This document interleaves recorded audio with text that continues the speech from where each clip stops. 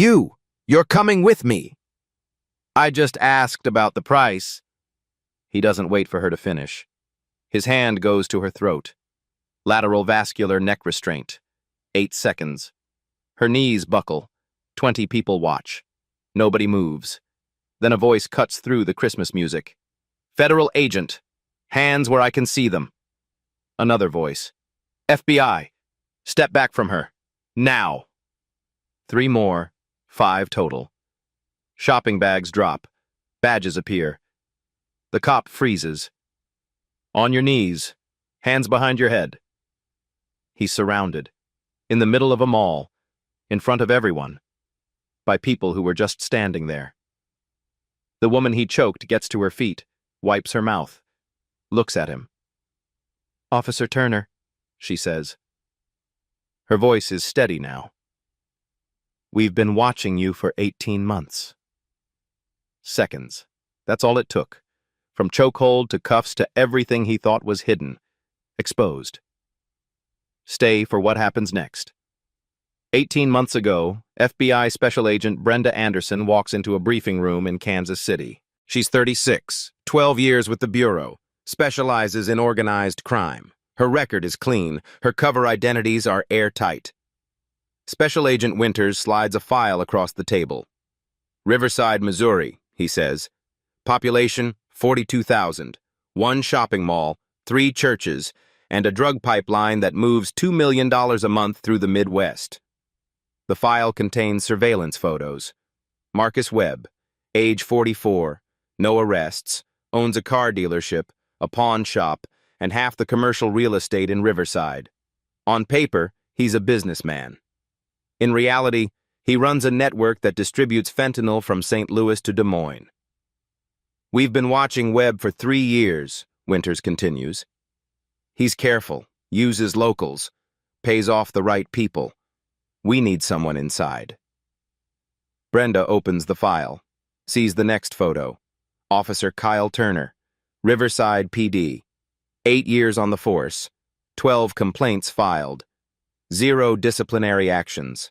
In 6 of the surveillance photos, Turner is standing next to Webb. Coffee shops, parking lots, the back office of Webb's dealership. Turner's dirty, Winters says. But he's not alone. We think there are 5, maybe 6 officers on Webb's payroll. We need to confirm who. Get evidence. Build a RICO case that puts the whole network away. Brenda studies Turner's face. Sharp jaw, cold eyes. The kind of cop who learned early that the badge means he doesn't have to ask twice. What's my cover? She asks. Retail worker. Single mom. New to town. You're nobody. She nods. Closes the file. When do I start? That was 18 months ago. Today is Black Friday, November 29th. Riverside Park Shopping Center is packed. The air smells like cinnamon pretzels and artificial pine from the enormous Christmas tree in the center court. Speakers loop the same 12 bars of Jingle Bells. Parents drag exhausted children past toy store windows plastered with 70% off signs. The mall's decorations are excessive. Gold tinsel dripping from every railing, fake snow dusting every surface, a banner stretching across the main entrance. Peace on Earth. Brenda Anderson, now going by the same name, but with a fabricated rental history and a part-time job stocking shelves at a drugstore, blends into the crowd. Jeans, sneakers, a plain jacket. No badge, no weapon, nothing that would compromise 18 months of work. She's here because Marcus Webb is here. Surveillance picked him up entering the mall 40 minutes ago. He's meeting someone. Brenda doesn't know who yet. That's what she's here to find out. 5 other agents are positioned throughout the mall, dressed as shoppers, holding bags, scrolling phones. Invisible. Brenda stops at a toy store, not because she needs to, but because Webb just walked past, and she needs a reason to linger. She picks up a doll. Pink dress. It's marked $24.99 on the shelf. She walks to the register. The cashier scans it. The screen reads $34.99. Brenda pauses, looks at the screen, looks at the shelf. "Excuse me," she says. "The shelf said $24.99. The cashier, a teenager with tired eyes, barely looks up. "That's the price. Can you double-check?" The girl sighs. "The register's always right." Brenda keeps her voice calm, professional, the same tone she uses in interrogation rooms. "Can I speak to a manager?" The girl rolls her eyes, picks up a phone. 30 seconds later, a man in a cheap tie appears. The manager. He looks at Brenda, looks at the doll. His expression shifts, not to helpfulness, but to suspicion. "Is there a problem?" "The shelf price and the register don't match. I'd like you to check." He doesn't move, just stares at her. The kind of stare that says, "I know your type." "Ma'am, it's Black Friday. I don't have time for this. Either pay or leave." Brenda reaches for her wallet. She's not here to cause a scene. She's here to track Webb, but the manager is already signaling someone. Store security. And that's when Officer Kyle Turner walks in. Turner doesn't look at the register, doesn't look at the doll. He looks at Brenda. "Ma'am, you need to leave." His hand is already on his belt, not his radio, his cuffs. Brenda keeps her hands visible, palms open, non-threatening. Every move is deliberate. She's done this 100 times in training. Stay calm, de-escalate, don't blow cover. "Officer, there's just a price discrepancy." "I don't care about the price." His voice is flat, cold. "You're causing a disturbance." "I'm not. I just asked." "Ma'am, step back." She doesn't move. Not because she's resisting, because she hasn't been told where to step back to. It's a test. She knows it. He's looking for a reason. "Sir, I'd like to pay and leave. Can someone just check the shelf?" Turner's jaw tightens. He takes a step closer. Brenda can smell his cologne. Too much of it. Trying to cover something else. Sweat. Adrenaline. "I'm not going to ask again." Around them, the crowd slows. 20 people. Maybe more. Holding shopping bags.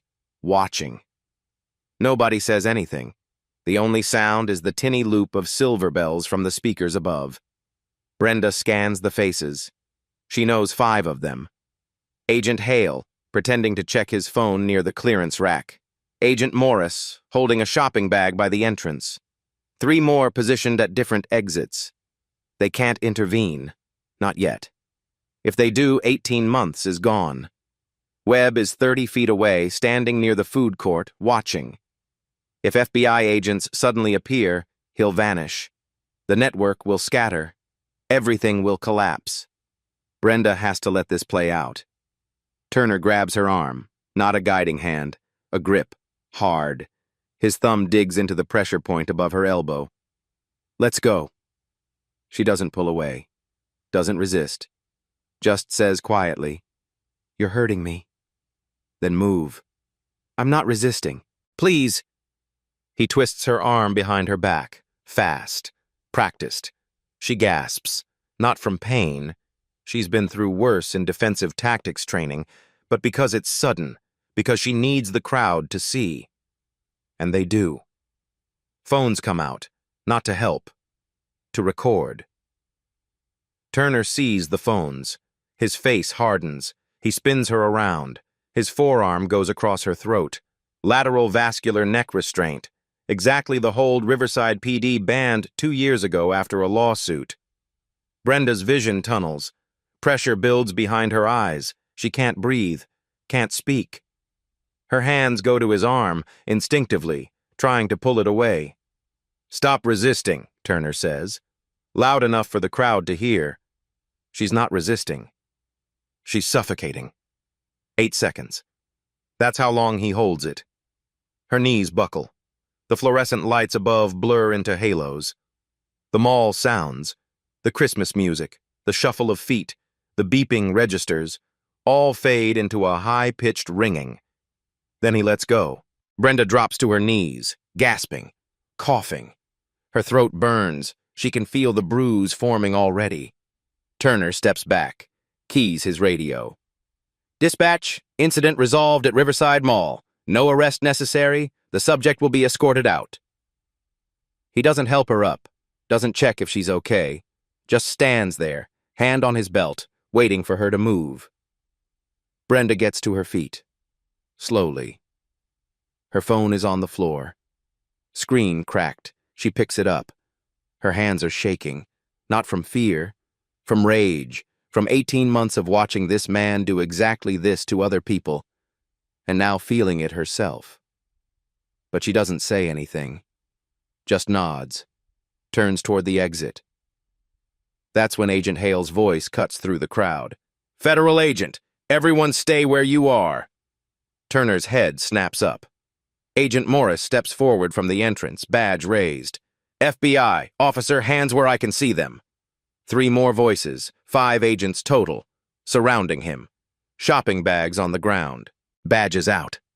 The crowd gasps, steps back. Phones still recording. Turner's hand moves toward his gun. "Don't," Agent Hale says, calm, firm. "Hands behind your head, now." Turner looks at Brenda. She's standing now, straight, no longer gasping. Her eyes meet his. "Officer Kyle Turner," she says. Her voice is steady.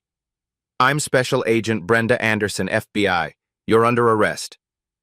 Turner is cuffed, read his rights, walked out of the mall in front of 200 shoppers recording on their phones. Agent Morris radios for backup. Riverside PD sends 3 units, not to assist the FBI, to ask what the hell is going on. Chief Daniel Howard arrives 20 minutes later. He's 52, 26 years with the department. He sees Turner in the back of an FBI vehicle and his face goes white. "Agent Winters," he says. His voice was tight. "What is this?" Winters hands him a document. Federal arrest warrant. Assault on a federal officer. 18 U.S.C. R-111. "Your officer just choked an undercover FBI agent," Winters says, "in front of witnesses, while she was conducting an active investigation. We'll need his body cam footage, personnel file, and duty logs." Howard stares at the warrant, then at Brenda, sitting in an ambulance getting her throat examined. "She's FBI?" 18 months undercover, Winters says. "Your officer just blew her cover." Howard's jaw works. He looks back at Turner, who's staring straight ahead. Face blank. No panic. "This is a mistake," Howard says. "Turner followed procedure." "She asked about a price," Winters interrupts. "He choked her for 8 seconds. Silence. Howard's face shifts, from shock to calculation. "We'll cooperate fully," he says, then walks away. By 6 p.m., the video is everywhere. 28 seconds uploaded to Twitter. Brenda asking about the price. Turner grabbing her arm. The choke hold. Her knees buckling. Then the reveal. 5 agents. Badges. Turner surrounded. Caption. "Cop chokes black woman over $10. Turns out she's FBI. Watch." 2 million views in 6 hours. By midnight, CNN runs it. MSNBC, local news. The Chiron. Missouri officer arrested after choking undercover FBI agent. Comments explode. Thousands sharing their own stories. Traffic stops, searches, chokeholds. Always the same pattern. Escalation, humiliation, no accountability. Hashtags trend. Riverside PD. Turner must go. Justice for Brenda. But Brenda isn't watching social media. She's watching mall surveillance footage. The moment Webb saw FBI badges, he ran. Disappeared into the Black Friday crowd. By the time agents reached the food court, he was gone. 18 months. Gone. "He'll lawyer up," Agent Morris says. They're in a Kansas City field office conference room. 2 a.m. Coffee cups everywhere. Monitors looping mall footage. "He'll dump phones, wipe computers. By morning, Untouchable. Maybe, Winters says. He's watching Turner's arrest, frame by frame. But Webb isn't our only problem. He rewinds. There, in the background, another Riverside officer, standing near the jewelry store, watching Turner choke Brenda. And he doesn't move, doesn't intervene, just watches. Who is that? Brenda asks. Winters zooms in, checks the badge. Officer Jason Grant, 7 years Riverside PD. He pulls Grant's file. 3 complaints, all dismissed, all involving excessive force, all victims connected to Webb's businesses. He's dirty too, Brenda says. Winters nods. If he's dirty, and Turner's dirty, we need to know who else, Agent Hale finishes. By morning, Riverside PD issues a statement. Riverside Police Department is aware of the incident involving Officer Kyle Turner. Officer Turner has been placed on administrative leave pending internal investigation. We are cooperating fully with federal authorities. No apology, no acknowledgement of wrongdoing, just incident and investigation. The union issues their own statement 2 hours later. Officer Turner responded to a reported disturbance and followed established protocols. The circumstances are complex and require full review. We stand by Officer Turner and trust a fair investigation will reveal the complete picture. Non-compliant, disturbance, complex circumstances. The language is deliberate, victim blaming without saying it. Social media responds immediately. She asked about a price. He choked her for asking a question. Non-compliant equals asking questions while black. She's FBI and he still did it. Imagine what he does to people who can't fight back. By noon, a protest forms outside Riverside PD headquarters. 50 people, then 100, then 300. Signs. Accountability now. Fire Turner. How many more? Local news covers it live. Reporters ask Chief Howard for comment. He declines, says investigation is ongoing, asks for patience. But patience is gone. Reverend William Hayes speaks through a megaphone. For years, we've been telling you Riverside PD has a problem. For years, we've been told we're exaggerating, making it about race. Well, they choked an FBI agent. On camera. And the union still calls her non-compliant. So tell me, what does it take? The crowd roars. Inside the station, Howard watches from his office window. His phone rings. The mayor, city council, press. Everyone wants answers. He has none. Because he's known about Turner for years. The complaints, the pattern. But Turner's union rep was good. Arbitration was slow. Easier to close cases than fight them. Now it's too late. His phone buzzes. Text from unknown number. We need to talk. M.W. Marcus Webb. Howard deletes it, but his hand shakes. Turner is released 6 hours later. Not because the charges are dropped, because his union lawyer files a motion. Excessive bail. Unlawful detention. The judge sets bail at $50,000. Turner's lawyer posts it immediately. By 9 a.m., Turner walks out of county jail. Free. Waiting for trial. The optics are devastating. He choked a federal agent on camera, and he's home by breakfast. Social media erupts again. Hashtag Turner Walks trends within the hour. The comments are furious. 6 hours, that's it. Choke an FBI agent, go home for breakfast. If you or I did that, we'd be in jail for years. But Brenda isn't watching the reactions. She's in a secure conference room at FBI headquarters in Kansas City. Winters sits across from her. On the table between them, Turner's body cam footage. Are you sure you want to watch this? Winters asks. She nods. He presses play. The footage starts at 3:42 p.m. Turner enters the mall. The camera records everything. Christmas music, the crowd, the toy store. Then the cashier called security. The manager signaling. Turner approaching. Brenda watches herself on the screen. Calm, hands visible, voice steady. Officer, there's just a price discrepancy. I don't care about the price. Then the grab, the twist, the chokehold. But here's what the bystanders didn't see, what the phones didn't catch. Before Turner approached, he was on his phone. The body cam audio picks it up. "Yeah, I see her," Turner says into the phone. His voice was low. "That woman asking questions at the toy store? I'll handle it." A voice responds, distorted through the phone speaker, but clear enough.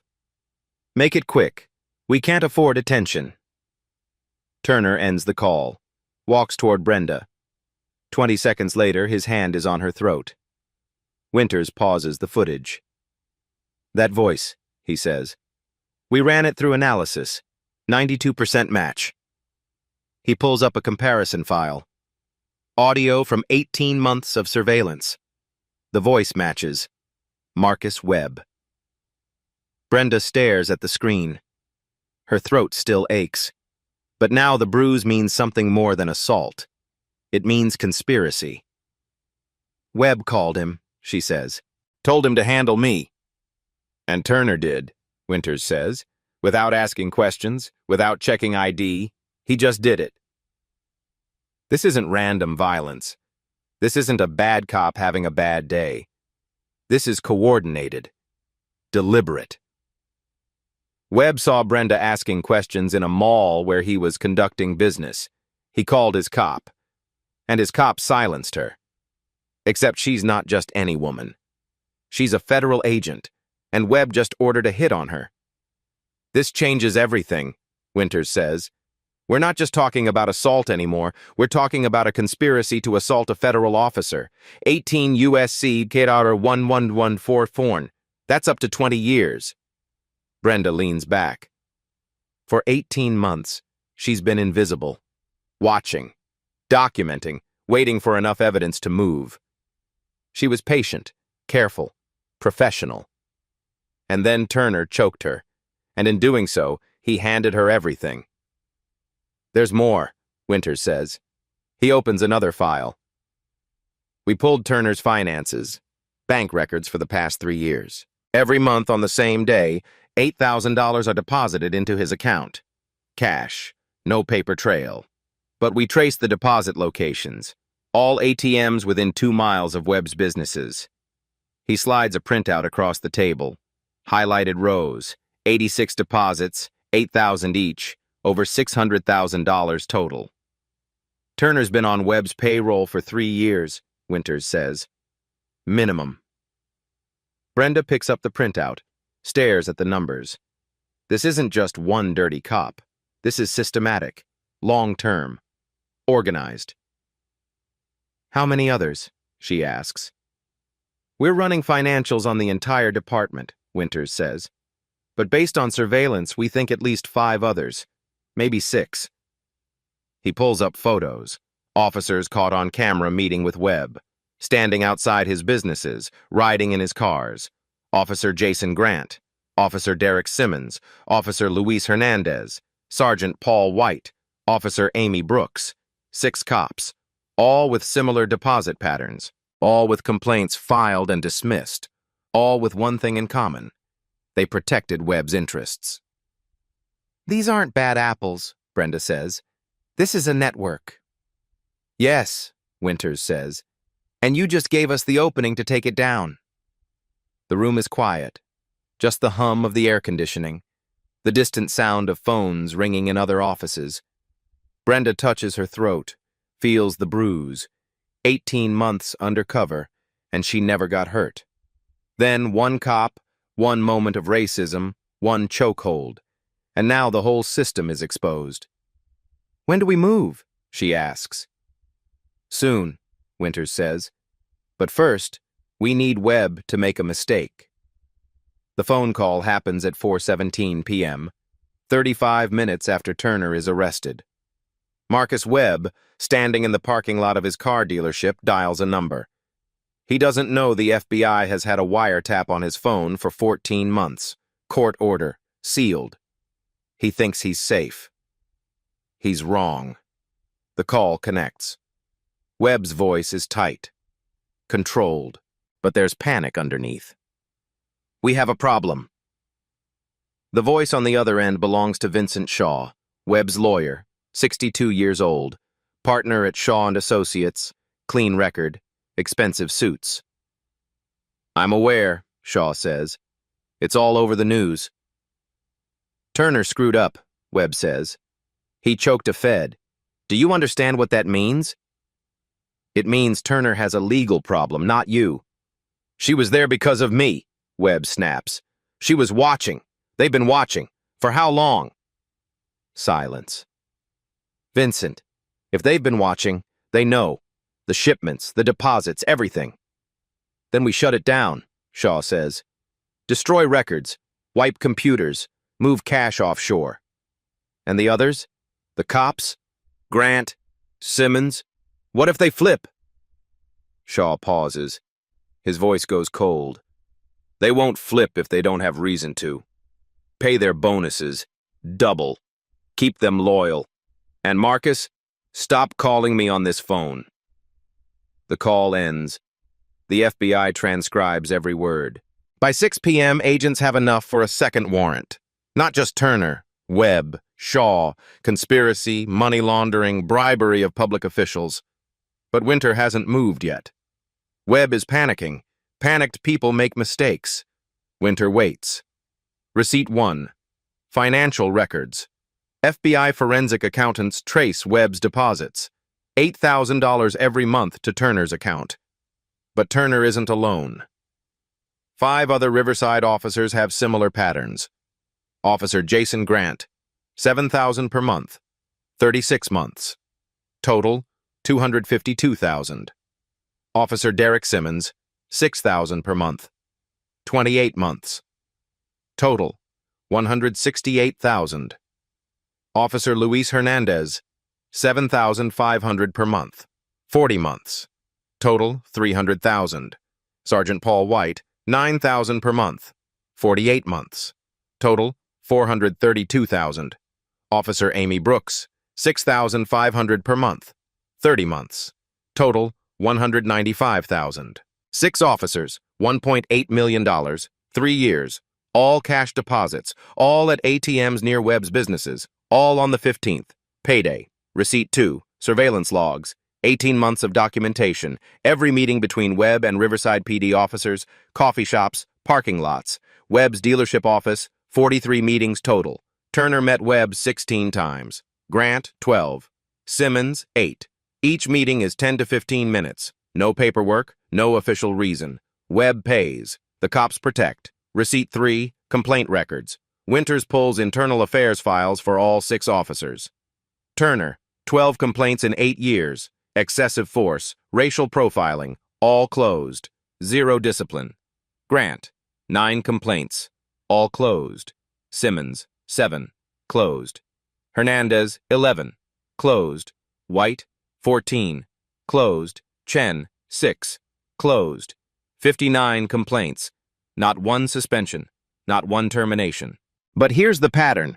Every victim who filed a complaint was connected to Webb's business rivals, a competitor, a witness, someone in his territory. The complaints weren't random. They were enforcement. Webb's cops intimidating threats, protecting interests. Receipt 4, body cam metadata. FBI tech pulls metadata from Riverside PD's body cam system. Every officer is required to activate cameras during public interactions. Department policy. But the data shows something else. Turner's body cam, deactivated 47 times in 18 months, each marked technical malfunction, each during incidents that resulted in complaints. Grant, 32 deactivations. Simmons, 28. Hernandez, 39. White, 41. Chen, 19. 206 malfunctions across 6 officers. FBI cross-references timestamps with surveillance. 12 deactivations occurred within 1 hour of Webb conducting business nearby. Not malfunctions. Deliberate. Receipt 5. Internal emails. Winters subpoenas. Riverside PD's email server. 18 months of correspondence. Buried in routine messages, a pattern emerges. Email from IA investigator to Chief Howard 14 months ago.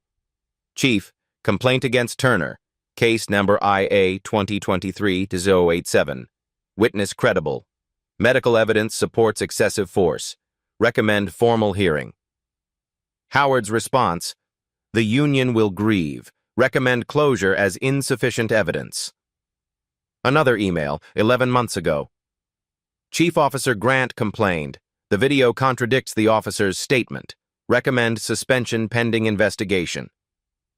Howard's response: coordinate with the union. Ensure arbitration is favorable. Close quietly. 14 emails. 14 recommendations for discipline. 14 closures. Not because evidence was lacking, because the chief ordered it. Receipt 6.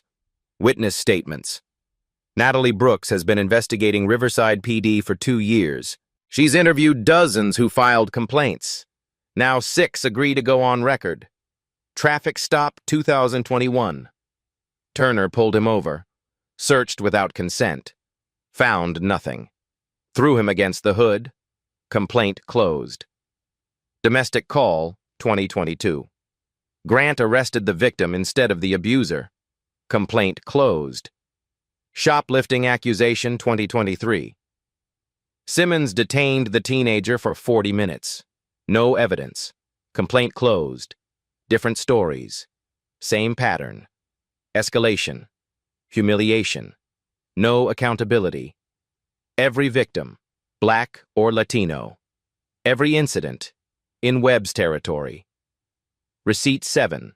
Webb's business records. FBI accountants subpoena Webb's businesses. Car dealership. Pawn shop.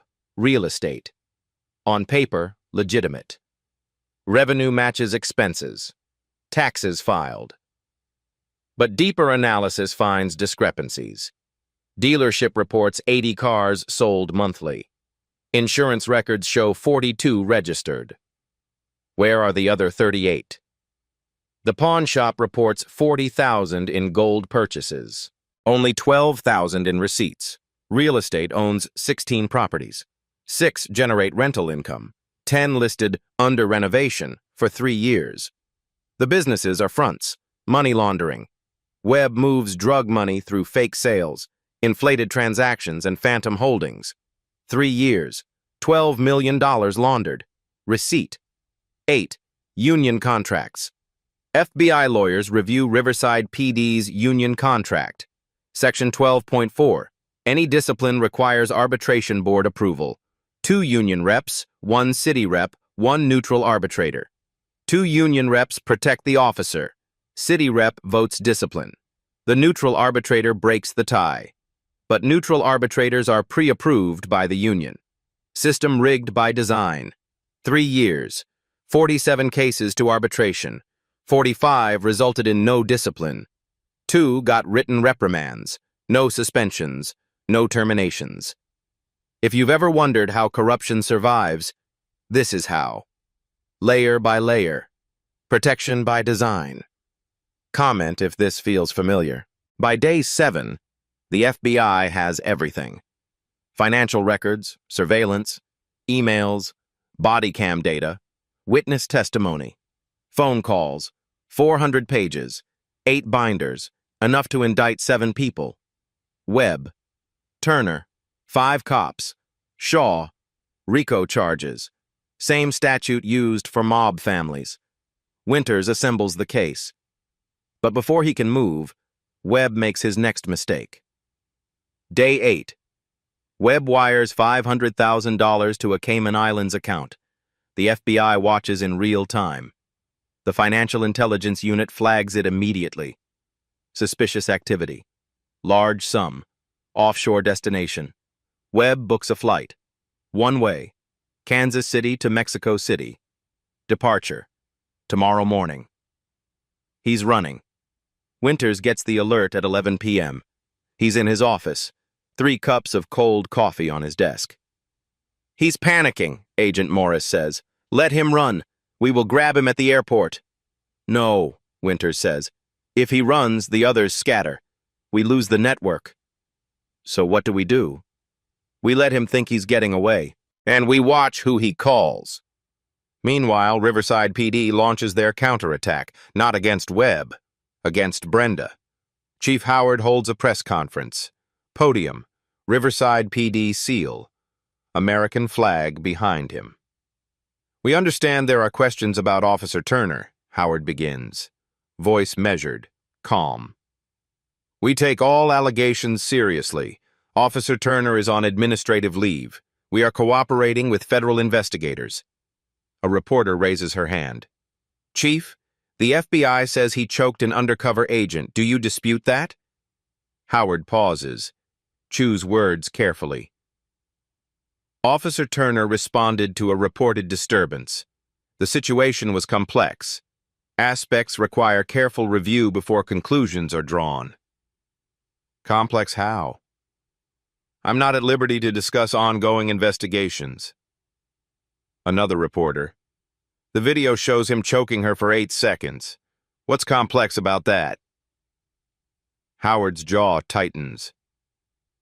Officer Turner has served this community for 8 years. He has a commendable record. We ask that people withhold judgment until all facts are reviewed. No apology, no acknowledgement of wrongdoing, just vague language and appeals to patience. 2 hours later, the real attack comes. An anonymous source leaks information to a local tabloid blog. The headline, FBI agent in mall chokehold has troubled past. The article claims Brenda was investigated 3 years ago for conduct unbecoming. No details, no evidence, just insinuation. It's a lie. But it spreads. Within hours, social media explodes. Shared, reshared, comments pile up. Sounds like she provoked him.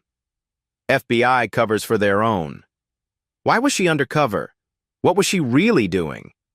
Victim blaming, immediate, automatic. Then the union issues their statement. Officer Turner is a dedicated public servant who has risked his life to protect this community. The rush to judgment against him, based on a partial video clip taken out of context, is deeply concerning.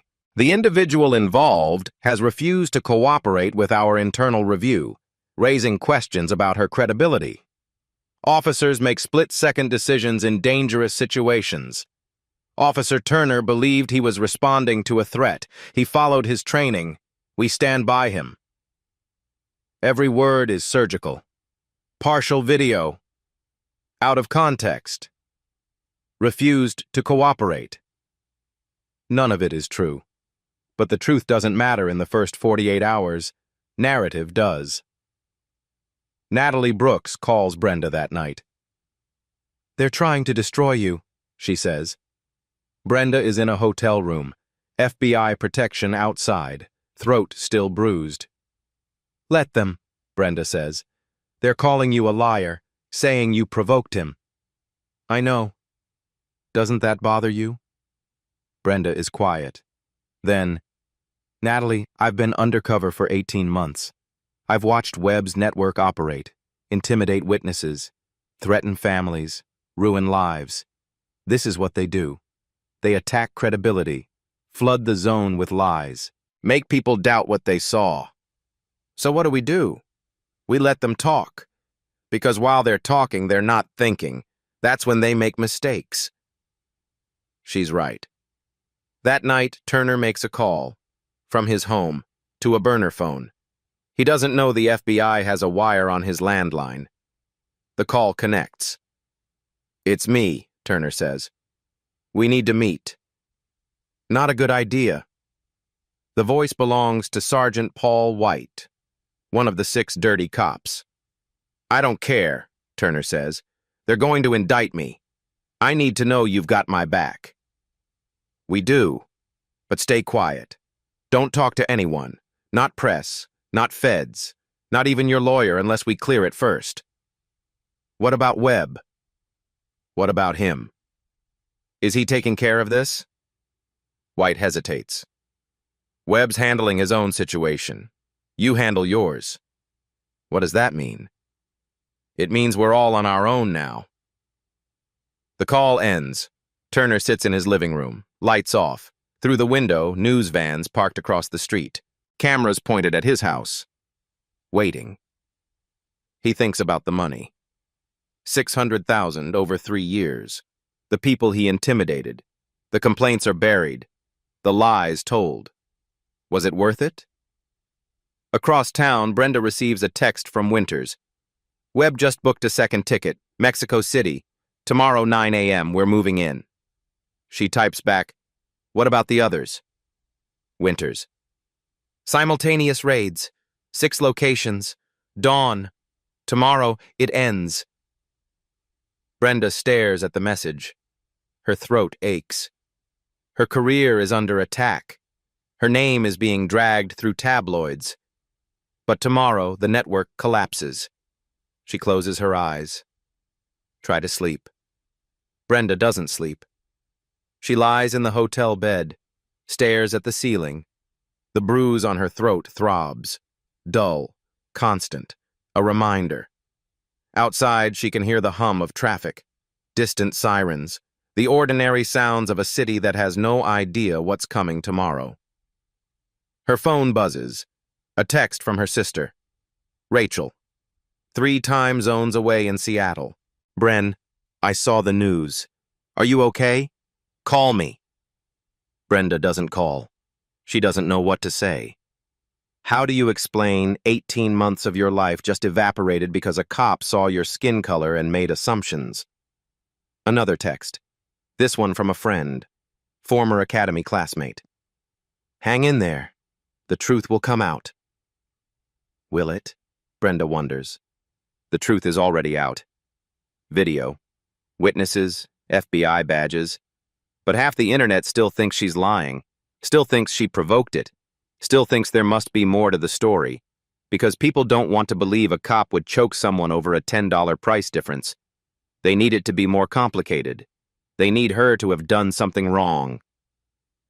She closes her eyes, tries to quiet her mind, but all she can see is Turner's face. The moment he grabbed her, the coldness in his eyes, not anger, not fear, just certainty.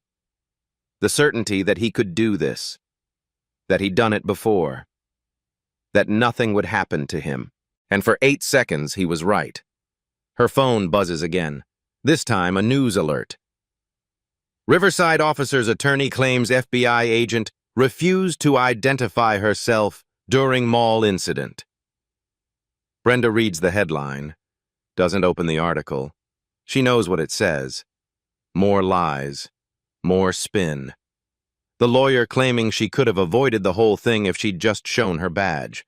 Except she couldn't, because she was undercover, because showing her badge would have blown 18 months of work, because the entire point was that Turner should have asked, should have de-escalated, should have treated her like a human being instead of a threat. But he didn't.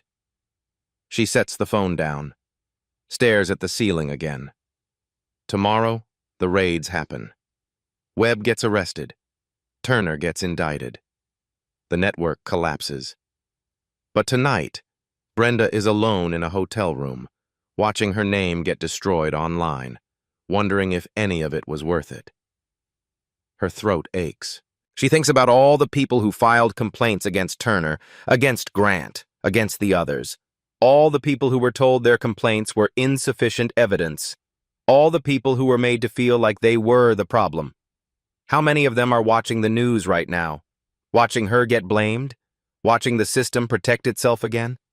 She picks up her phone, opens her messages, scrolls to a number she hasn't called in weeks. Her sister.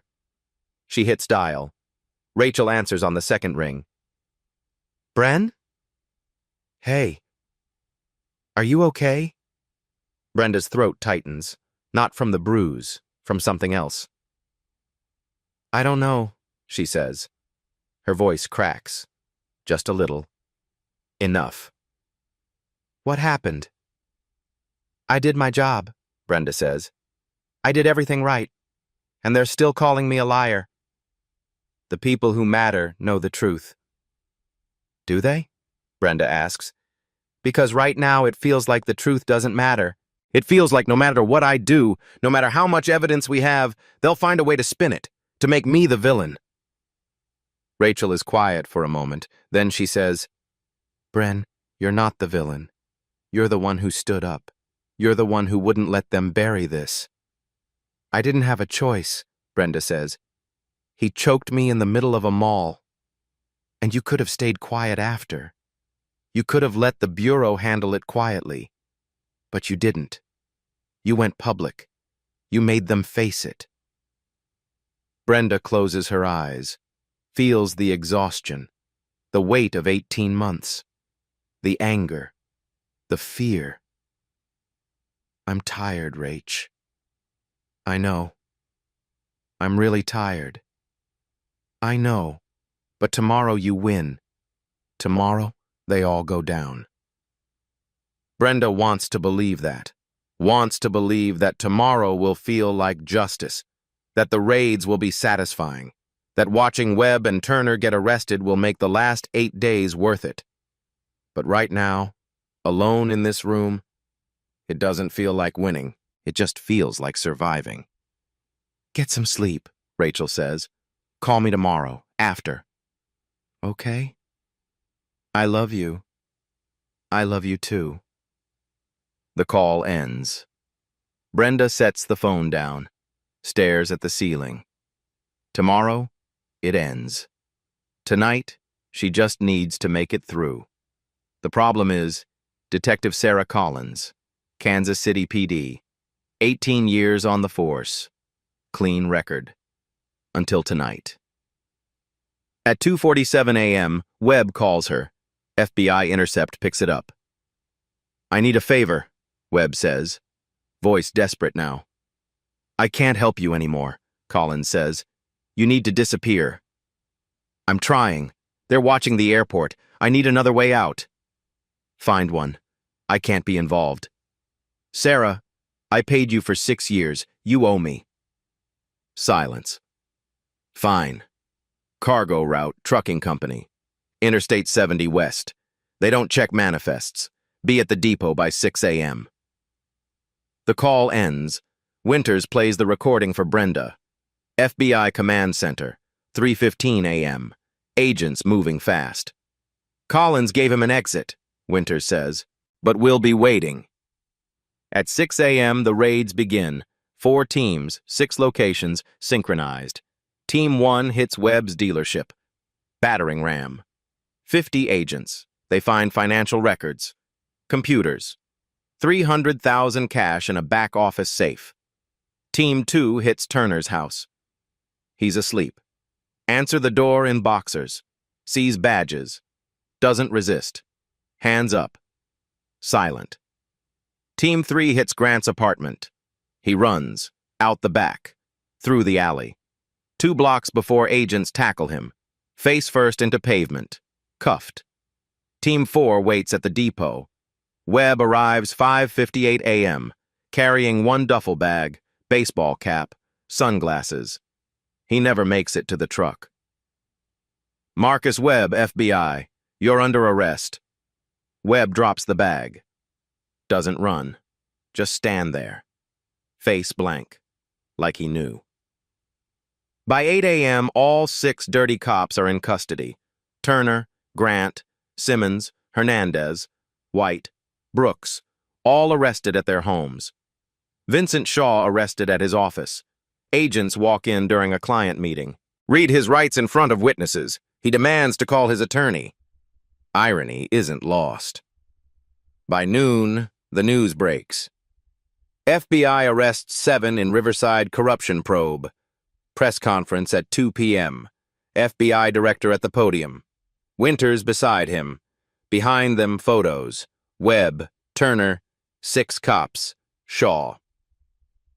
Today, the FBI has dismantled a criminal network that operated for 3 years in Riverside, Missouri, the director begins. 7 individuals were arrested and charged under RICO. These charges include bribery, conspiracy, money laundering, drug distribution. He pauses, looks at cameras. This investigation began 18 months ago when Special Agent Brenda Anderson went undercover. Her work identified 6 Riverside officers on Webb's payroll, officers who used badges not to serve the community, but to protect criminals. Another pause. 8 days ago, Officer Kyle Turner choked Agent Anderson at a shopping mall. He did not know she was FBI. He choked her because he made assumptions based on her appearance, and in doing so, he exposed the network he was protecting. The room is silent.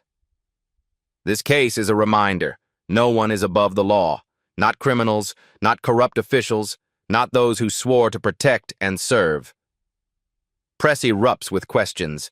Outside Riverside PD headquarters, the protest has grown. 500 people, signs, chants. But the tone has shifted, not anger, relief, vindication. Reverend Hayes speaks through the megaphone. We told you. For years we told you. Today, finally, someone listened. The crowd cheers. Natalie Brooks publishes her full investigation. 6,000 words. Every detail, every receipt, every lie.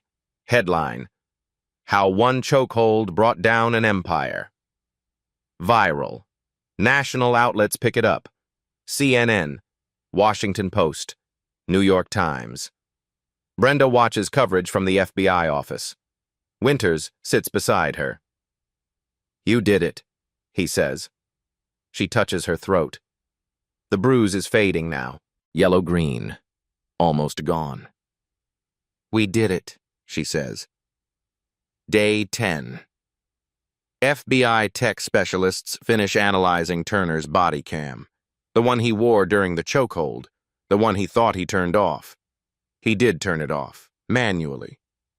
At 3:46 p.m., 1 minute before approaching Brenda. But Turner didn't know this. Riverside PD updated their body cam system 8 months ago. New vendor, new software, federal grant program. The new system has automatic cloud backup.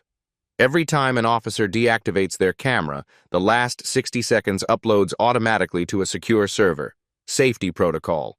In case of accidental deactivations. It was supposed to train all officers. They didn't. Budget cuts. The manual went out in an email. Most officers never read it. Turner never read it. So when he turned off his camera, he thought the footage was gone. It wasn't. Agent Morris discovers it on day 9. He's reviewing server logs, looking for body cam footage from other officers at the mall. He finds a file. Turner K. 2084-11-129-1546, backup. MP4, 60 seconds, auto-uploaded. He opens it. The footage starts at 3:45 p.m. Turner walking through the mall, Christmas music playing.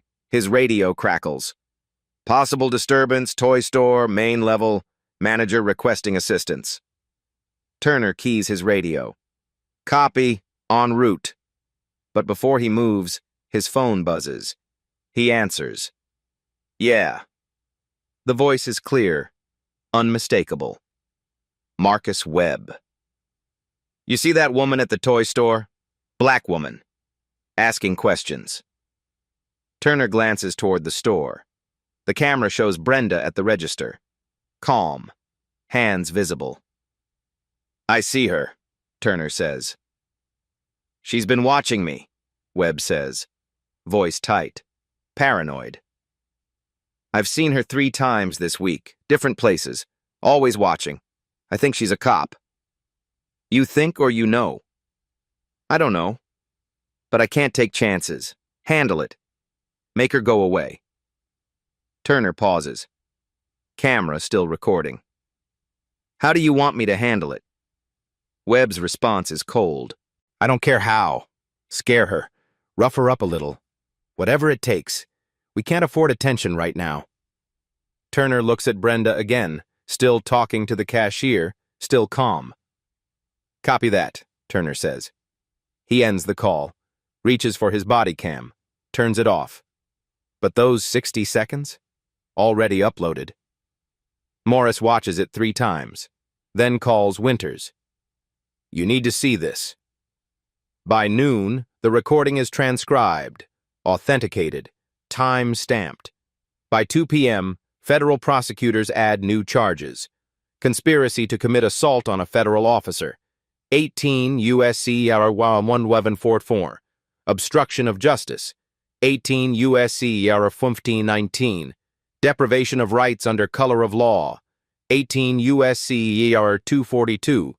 All three carry a maximum 20 years. Webb ordered the hit. Turner executed it, both on tape. Undeniable. Prosecutors play the recording at a press conference. The media hears Webb's voice, hears him order Turner to rough her up, hears Turner agree. Public reaction is immediate. He ordered a cop to assault her. This wasn't a mistake, this was a hit. Even knowing she might be a cop, he still did it. The union withdraws support that afternoon, quietly. One-line statement on their website. In light of new evidence, the Police Benevolent Association can no longer represent Officer Kyle Turner. You're on your own. Turner's lawyer argues the recording is inadmissible, unlawfully obtained. The judge denies the motion. Recording created by department policy. Auto-uploaded by system protocol. No warrant needed. Legal, authentic, devastating. Brenda watches the press conference from her apartment. She's home now.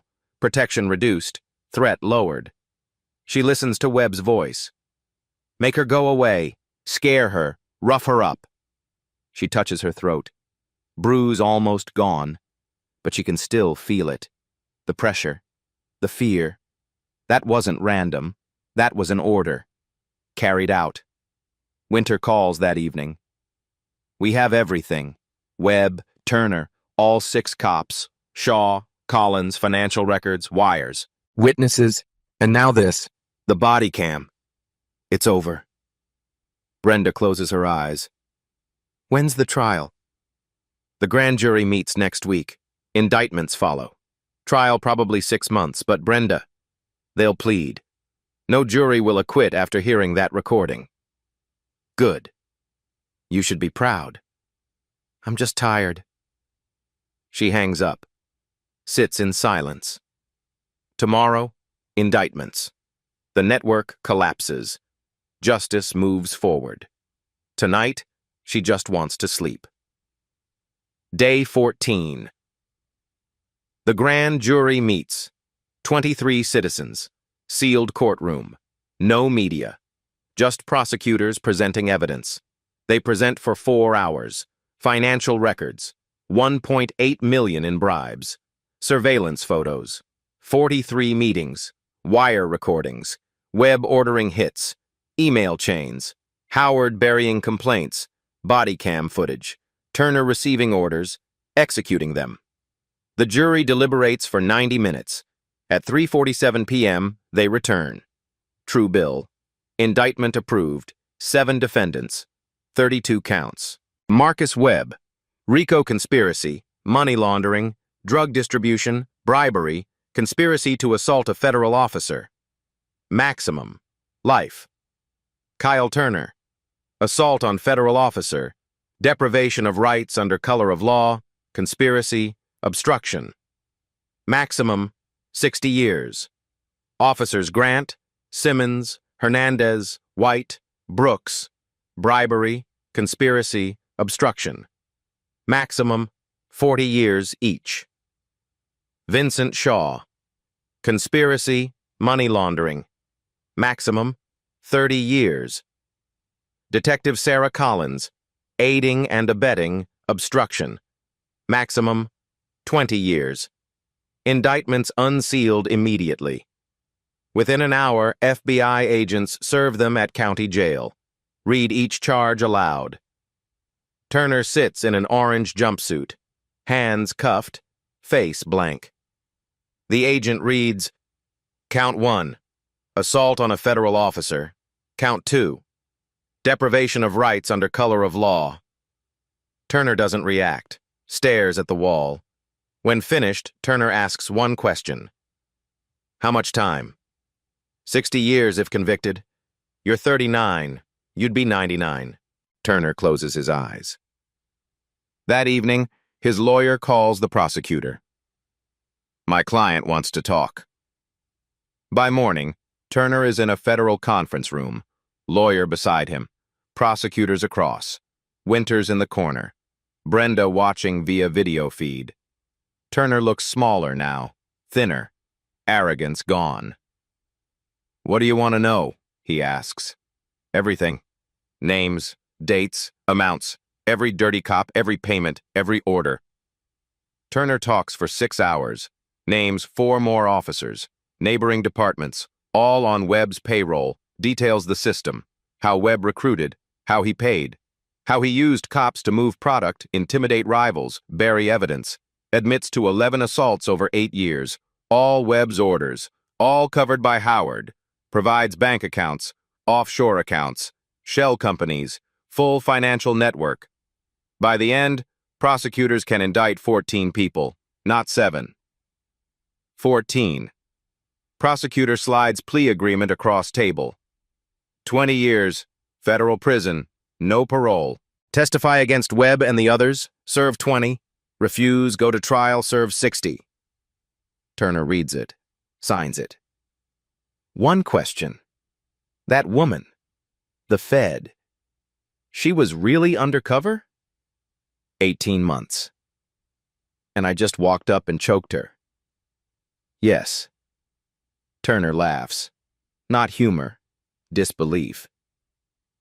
I really screwed up. Yes. You did. 3 days later, the FBI arrests 4 more officers, 2 Kansas City, 2 independents, all at their homes, all RICO charges, network gone, completely. Chief Howard resigns, no charges, but my career is over. Mayor announces federal consent decree. The DOJ oversees Riverside PD for 5 years. Mandatory reforms, external oversight. Protesters celebrate. Signs read, "Justice served." Reverend Hayes speaks one more time. This is accountability, not promises, not committees, arrests, indictments. This is what happens when people refuse to be silent. Natalie Brooks wins Journalism Award.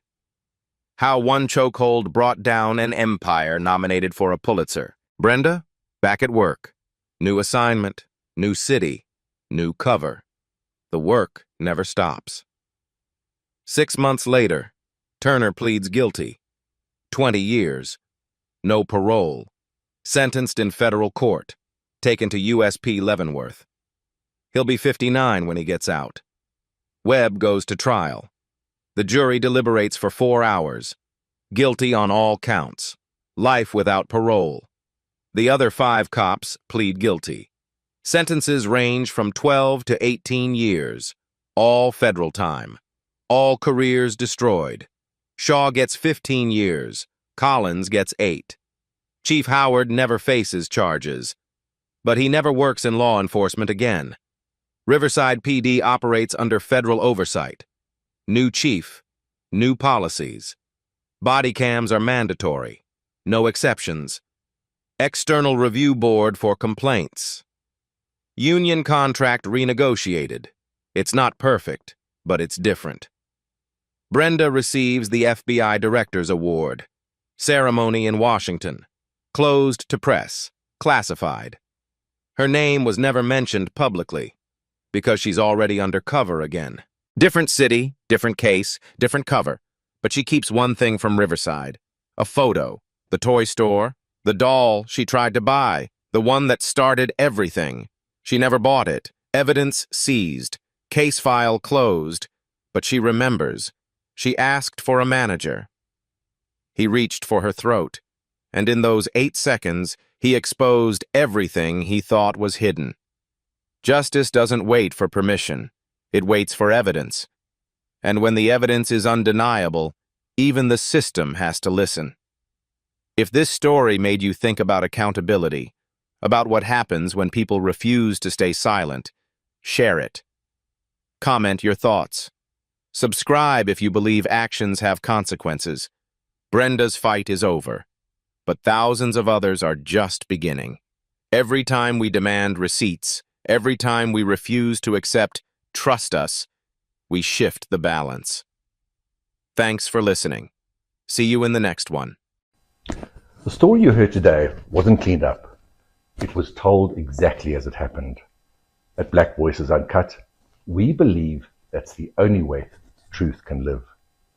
If you felt something, hit like, comment, and your reaction, and subscribe. Every week, we bring you voices that refuse to be silenced.